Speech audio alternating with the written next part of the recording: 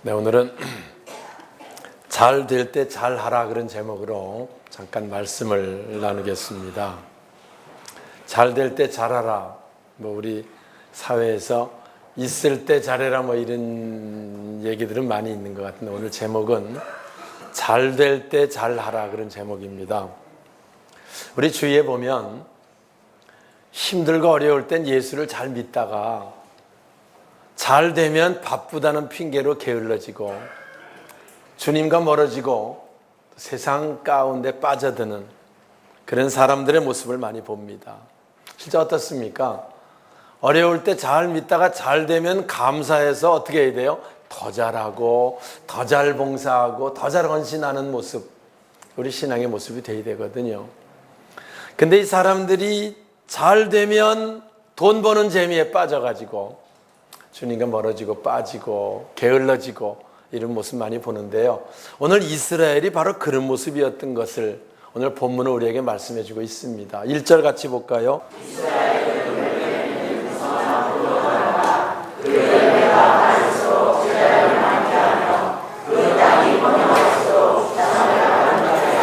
네, 우리가 아는 이스라엘은 하나님 백성들입니다.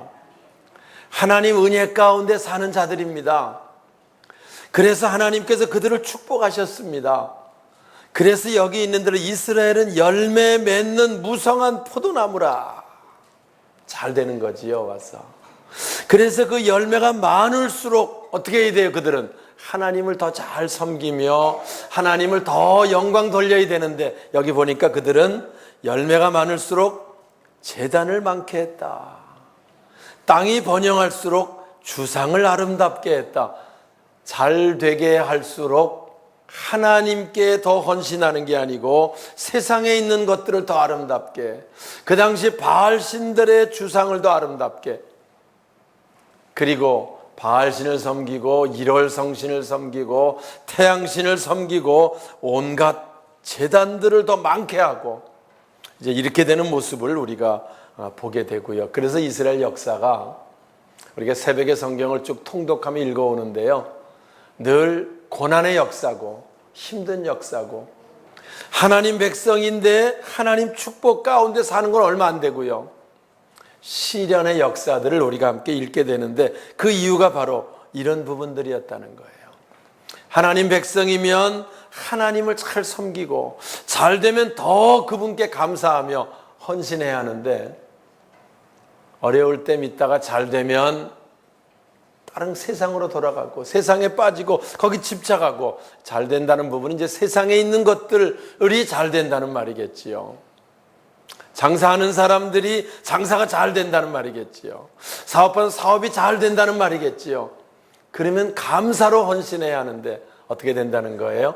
하나님께 나태해지고 세상에 있는 것들에 더 집착하게 되었다. 이제 그 얘기를 하는 거지요. 그 이유가 2절에 나옵니다. 자, 2절 볼까요? 그들이, 자, 시작. 그들이 그 마음을 품었으니 제 벌을 받으시라. 하나님이 그 죄를 져버리시며 그 조상을 져버리시라. 예, 그들이 두 마음을 품었으니 이제 벌을 받을 것이다. 하나님의 진노가 임하게 되었다는 거지요. 우리가 아는 대로 이스라엘이 다윗 왕 때 가장 강대한 나라를 세웁니다.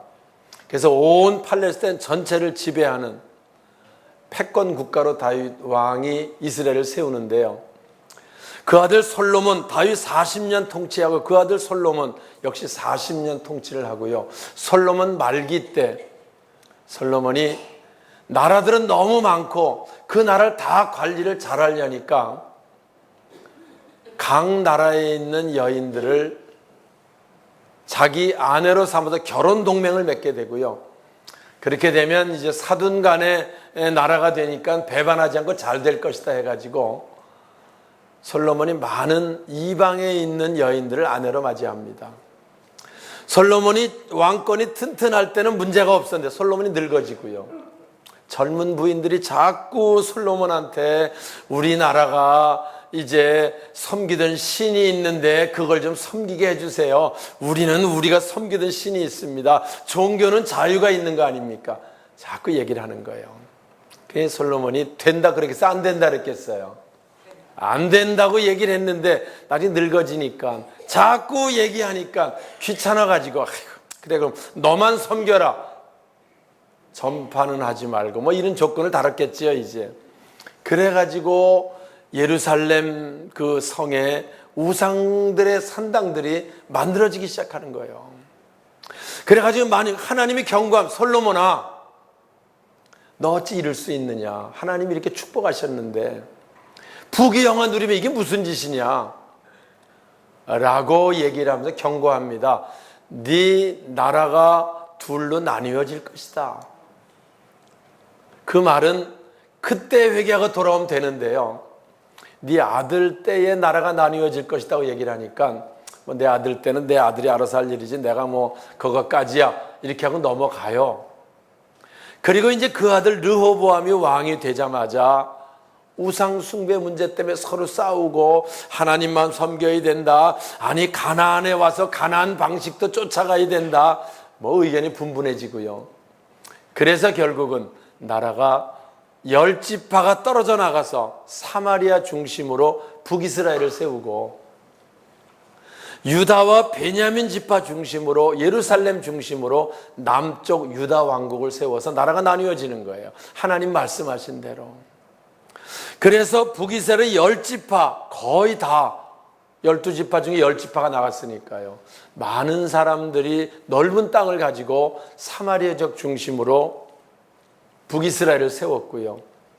남쪽 유다는 예루살렘 중심으로 그래도 우리는 성전을 지켜야 된다고 해가지고 이제 유다 왕국을 세웠는데, 근데 이 이스라엘 백성들의 특징이요, 평상시는 그냥 바쁘게 살다가도 1년에 3차 절기 때가 되면 우리 이런 명절 때 모이는 것처럼 그들은 다 예루살렘으로 모였던 거지요. 와서 그래서 예루살렘에 가서 예루살렘 성전에서 제사를 지내야 하는데 문제가 생긴 거지요.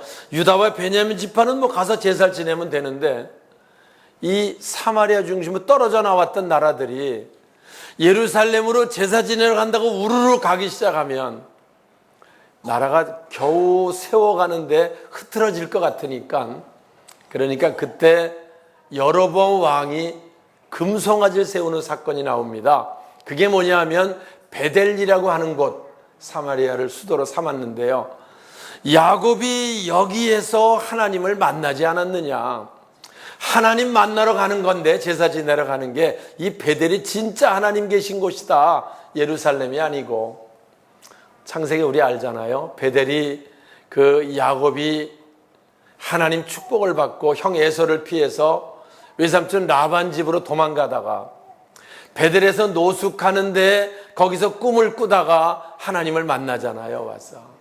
그러니까 야곱이 있다가 여기 하나님이 계신 것을 내가 알지 못했다, 이곳이 하나님 계신 곳이구나. 그리고 하나님께 서원하는 사건이 나오죠. 서원에 갔다가 다시 돌아와서 그곳에 서원대로 베델의 성전을 세우고 거처를 삼고 하나님 계신 곳이라고 하는 이제 그 마을이 만들어지고 성전이 세워지고 이제 그런 기록들 창세기에서 봅니다. 이제 그 얘기를 하면서 오래 지났지만 여기 하나님이 계신 곳 아니냐, 여기가. 그래서 거기다 금송아지를 세우고, 그 당시에는 뭐 원래 하나님이 우상을 만들지 말라 그랬으니까 만들지 말아야 되는데, 원래는 예루살렘 성전에도 뭐 아무것도 없었는데, 근데 성전이 거긴 있었고 드렸는데 여기에 하나님 계시다고 뭘 하긴 해야 되는데 뭘 만들 게 없으니까 모세 때 만들었던 금송아지를 만들어 가지고 베델에 세워놨던 거지요. 그래서 금송아지를 세워놓고 이제 이 사람이라는 게, 금송아지가 그 당시는 화폐 단위가 금으로, 이제 귀중한 건 금으로 사고 팔고 그 다음에 좀 모한 거 은으로 하고 뭐 이렇게 이제 화폐를 쓸 때거든요. 와서. 그런데 큰 금송아지를 만들어 놓으니까 백성들의 마음이 거기 끌리겠어요, 안 끌리겠어요? 마음이 끌리지요. 아마 여러분이 여기서 지금 예배를 드려도 일부 예배 때 얘기했는데, 여러분 집에 금송아지 이만한 게 하나 있으면 예배 드리는 사이에 어떤 녀석이 이것도 훔쳐가지 않을까, 마음이 거기 가 있겠어요, 안 가 있겠어요? 예? 나는 그까지 금덩어리가 아무 관심도 없고 오직 하나님께 이러면 좋지요. 근데 그게 잘 안 되지요. 와서 마음이 나뉘는 거예요. 이 금이라는 게 참 묘한 겁니다. 그래서 금송아지를 세워놓고 여기 야곱 우리 조상들이 하나님 계신 거를 선언했던 이곳인데 구태 예루살렘에 안 가도 된다 라고 얘기하기 시작하고 여기서 제사를 드리라 라고 하는 법을 선포하게 된 거지요. 그때부터 이 베델이 하나님 계신 곳인데 우상 숭배가 만연한 곳이 되었고요. 그래서 마음이 나뉘어진 거예요. 예루살렘에 갈까 여기 베델에 있을까 나뉘어져 가지고 그들이 흔들리기 시작해서 일부는 예루살렘으로 갔고 그 당시 왕래는 서로 할 때니까요. 일부는 안 가고 여기 금송아지 제사를 지내고 이제 이런 사건들이 여로보암 왕 때부터 시작이 돼서 그때부터 이스라엘이 서서히 타락하기 시작하는 거예요. 여기 두 마음을 품었으니 벌을 받을 것이다. 하나님 기뻐하시지 않습니다. 오늘 우리도 예배드리면서요, 우리 마음이 온전히 하나님께 모아질 때 하나님 그 예배를 받으시는 거지요. 여기 예배를 드려도 마음이 집에 가 있고 무슨 다른 데 가 있으면 그게 온전한 예배가 될 수 없는 것, 그걸 말해주고 있는 거죠. 결국 그래서 그들은 점점 더 패망의 길을 가기 시작하고요. 나중엔 아수르라고 하는 나라에게 근 20년 동안 시달리다가 막판에 에브라임 족속이 깨지면서 BC 722년에 멸망하게 됩니다. 그러니까 아수르가 쳐들어와서 거기 수도인 베델을 치고 나니까 아수르 군대가 뭐가 먼저 눈에 띄겠어요? 금송아지가 먼저 눈에 띄지요. 이거 갖다가 우리 왕에게 바치면 기뻐하겠다 해가지고 이제 그 금송아지가 아수르 왕에게 예물로 드려지게 되는 사건인데요. 그 얘기도 여기 우리 같이 읽은 본문에 이미 호세아 선지자가 예언하고 있는 거지요. 와서 아무튼 그들이 그래서 우상숭배 빠지니까 하나님 은혜를 입을 수 없고 어려움 가운데 빠지니까 그들이요, 어려울 때 어려움 어떻게 해야 돼요? 하나님께 돌아가야 되는데 어려울수록 어깃장을 놓습니다. 하나님이 우리를 도와준 게 뭐가 있냐? 하나님 이제 두려워할 필요 없다. 하나님 믿어도 잘 되는 것도 없다. 그들이 잘 믿은 겁니까? 잘못 믿은 거거든요.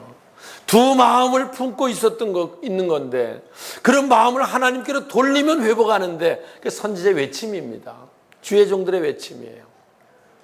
그런데 오히려 그들은 하나님께 어깃장을 놓으며 이제 하나님 우리 왕이 아니다, 하나님 우리를 위해서 뭘 해주겠느냐 라고 3절에 이야기를 하게 되고요. 결국 그들은 더 어려움 가운데 빠지고 점점 망해져 가고 아수르가 쳐들어오면 성 하나 뺏기고 지역 하나 뺏기고 한 지파가 무너지고 이제 이런 비참한 가운데 그들이 들어가게 되는 거지요. 결국 8절 여기까지 옵니다. 이스라엘의 죄. 자, 같이 읽을까요? 이스라엘의 죄 곧 하나님의 선한 예배여 다시와 지혜가 울지는 예하시니 그의 우리 성도 우리를 가져가 주시고 산 성도 우리에게 먼저. 네, 이제 이 지경 결국 극심한 고난, 극심한 고통 가운데 빠져서 차라리 죽는 게 낫겠다. 산아 우리 위에 무너져. 여러분, 산이 위에 무너지면 살아요 죽어요? 그 안에 있는 게 다 죽잖아요. 너무 힘드니까 차라리 산이 무너져서 죽었으면 좋겠다 순간에 이런 지경까지 그들이 빠지게 된 거지요. 우리도 늘 하나님 떠나서 하나님과 멀어지면 서서히 고난과 시련이 옵니다. 당자도 아버지를 떠났을 때 서서히 어려움이 옵니다. 나중에는 돼지 쥐염 열매로 배를 채울 수 없는 지경까지 와서 죽을 지경이 됐다는 거지요. 그때 당자가 생각합니다. 아버지 집에는 품꾼이 얼마나 많은데 내가 여기서 굶어 죽겠구나. 아버지께 돌아가자. 그래 돌아오는 사건, 예수님 말씀하신 누가복음 15장의 회개의 사건입니다. 여기 똑같이 호세아 말합니다. 그런 지경 됐으면, 지금 죽을 수밖에 없는 상황이 됐으면 이제 하나님을 찾을 때다. 그 얘기를 하는 거예요. 이제 하나님을 찾을 때다. 자, 12절 그 말씀하지요.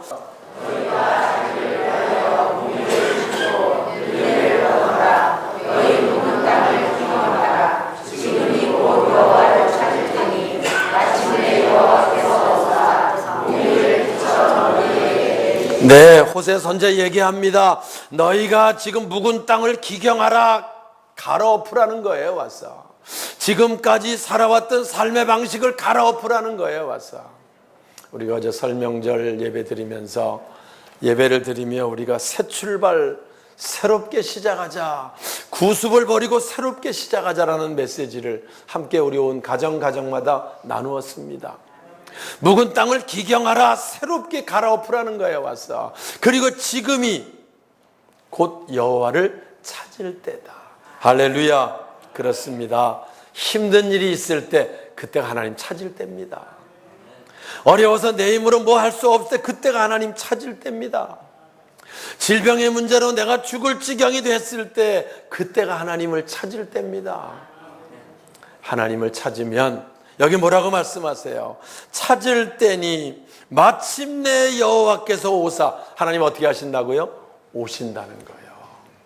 우리가 하나님을 찾으면 하나님께서 오신다는 거예요.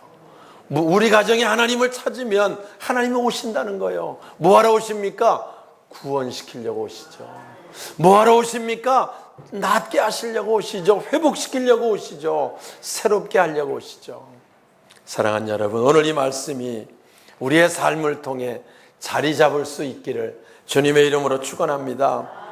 우리 늘 살다가 때로 어려운 일도 겪을 수 있고 문제도 만날 수 있고 질병의 문제 때문에 힘들어할 때도 있습니다. 물질의 문제 괴로워할 때도 있고요. 사람의 관계 때문에 아파할 수도 있습니다. 여러 가지 이유와 조건이 있지만 그때가 무슨 때입니까? 하나님을 찾을 때다. 하나님을 찾을 때다. 주님 앞에 나오면 주님 우리를 새롭게 하시고 주님을 회복시켜 주시는 줄 믿습니다. 여기 보면 회복의 말씀을 하고 있지요. 마침내 여호와께서 오사 뭘 하시느냐? 공의를 비처럼 너희에게 내리시리라. 할렐루야. 공의를 비처럼 너희에게 내리시리라. 금년 안에 이 축복이 함께하는 모든 가정 되시길 주님의 이름으로 축원합니다. 인생의 가뭄은요, 하나님께서 하셔야 회복됩니다. 하나님이 하셔야 돼요. 제가 이 말씀 나누면서 새벽에 이야기를 했는데, 소태에 제가 있을 때 한 5년 전쯤 해서 소태에 제가 있으면서 거기서 논에서 농사를 좀 지었습니다. 그때 시골에 있으니까 뭐 그 일이 있는 것도 아니고 하니까 농사를 짓는데, 그때만 해도요, 논에다가 모 심을 때 모를 안 심으면 면에 있는 면석이들이, 지금은 주무관이라 그러는데 그분들이 바빠집니다. 와서. 왜냐, 안 심으면 안 되니까요. 와서 쌀 증산 뭐 이런 거 있어서. 근데 그때 우리 논이 산 바로 아래에 있어가지고요, 물을 댈 수가 없는 천수답 논이었었거든요. 와서 지금은 뭐 잘 돼 있어, 다 물 대고 다 하는데, 그때는 그래가지고 못 심을 때 되면 비가 미쳐 안 오면은 뭐 딱딱한 땅엔 모를 못 심잖아요. 이게 물이 찰랑찰랑해야 갈아서 모를 심는데요. 그래가지고 이 땅이 쩍쩍 갈라지기 시작합니다. 이제 와서. 그러니까 모를 못 심잖아요. 그러면 면에서 와가지고 왜 뭐 안 심습니까, 목사님? 아니, 모를 심을 수가 없어요. 이렇게 땅이 비가 안 오면 어떻게 심습니까? 제가 연락을 해보겠습니다. 그래가지고 뭐 자기 하겠다니까 하지 말랄 것도 없고 하는데, 소방차를 불러가지고 소방차에 물을 담아갖고 와서 논바닥에 대고 막 물을 뿌립니다. 와서. 그럼 조금 찰랑찰랑해지다가 바싹 마르니까요, 다시 바싹 말라 금방 증발해버려요. 다시 소방차도 한계가 있으니까 나중에 한때는 제 기억에 레미콘 차를 불러가지고 공사하는 데 있잖아요. 그거 거기에다가 레미콘 물을 싣고 와가지고 이제 논에다 대고선 막 붓기 시작합니다. 몇 10대를 갖다 보도요, 한 1000평쯤 되는데요, 못 심습니다. 하여튼 해보고 심으라는 거야. 그래도 아니, 그 물 뿌리고 나서 물이 좀 있어야 심지 어떻게 심습니까? 근데 하나님께서요, 그때 되면 조금만 기다리면 딱 비가 옵니다. 와서 비가 와요. 그래서 하늘에서 비가 30분만 오면 끝나는 일들을 와서, 소방차를 대다 갖다 물을 부어도 안 되고 레미콘제 물을 싣고 와서 부어도요, 한계가 있는 거예요. 전 그때 깨달았어요. 인간이 할 수 있는 건 한계가 있는 거다. 하나님께서 하셔야 된다. 하나님께서. 우리 가정에 문제, 어떤 문제가 있든지 내가 몸부림치고 애쓰는 건 한계가 있다. 하나님께서 하셔야 한다. 하나님이 축복하셔야 한다. 우리의 문제, 우리의 해결할 수 없는 일들, 여호와를 찾으라. 그런 그분이 오셔서 공의를 비같이 내리시리라. 여러분, 이 팔레스타인의 비는요, 그들에게 생명과 같거든요. 그들은 건기와 우기로 구분되는데요, 건기가 되면 비 안 올 때가 되면 모든 그 생명들이 다 죽습니다. 다 죽어가서 메말라집니다. 그러다가도 다 죽은 것 같은 거기에 비만 오면은요, 파릇파릇하게 생명이 솟아오르기 시작해요. 그래서 이스라엘 사람들은 압니다. 비만 오면 죽었던 것이 살아난다. 여기 하나님께서 공의를 비처럼 너희에게 내릴 것이다. 그 말씀은 하나님의 은혜가 임하면 살아난다. 무슨 문제든지 회복된다. 이게 그들의 봐왔던 삶의 모습이었고요. 그 얘기를 오늘 본문에 하시고 있는 거지요. 오늘 말씀 마치겠습니다. 사랑하는 여러분, 힘들고 어려울 때 당연히 주님 찾아야지요. 힘들고 어려울 때 당연히 주님 앞에 나와야지요. 이 자리에 나오면 주님은 우리에게 은혜를 베풀어 주셔서 우리의 모든 문제들을 세밀하고 아름답게 주님 회복시키시고, 고칠 건 고치시고 채울 걸 채워 주실 줄 믿습니다. 금년 안에 이 은혜를 입고 사는 우리 온 가족들 되시길 주님의 이름으로 축원합니다.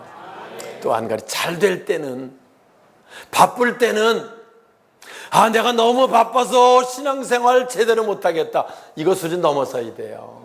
이거 넘어서야 돼요. 잘 될 때는 하나님 축복해 주시니 감사합니다.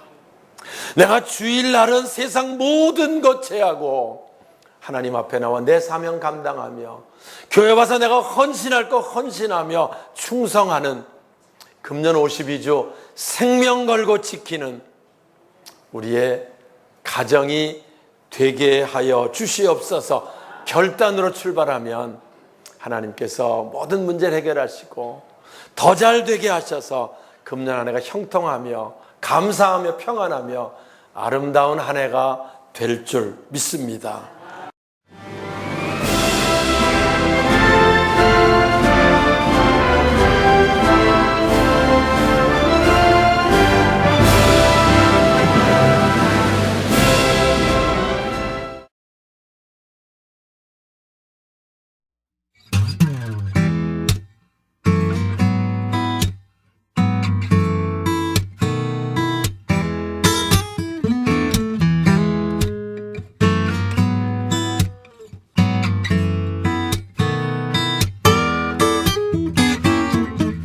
아침 햇살 가득 주님을 느끼네.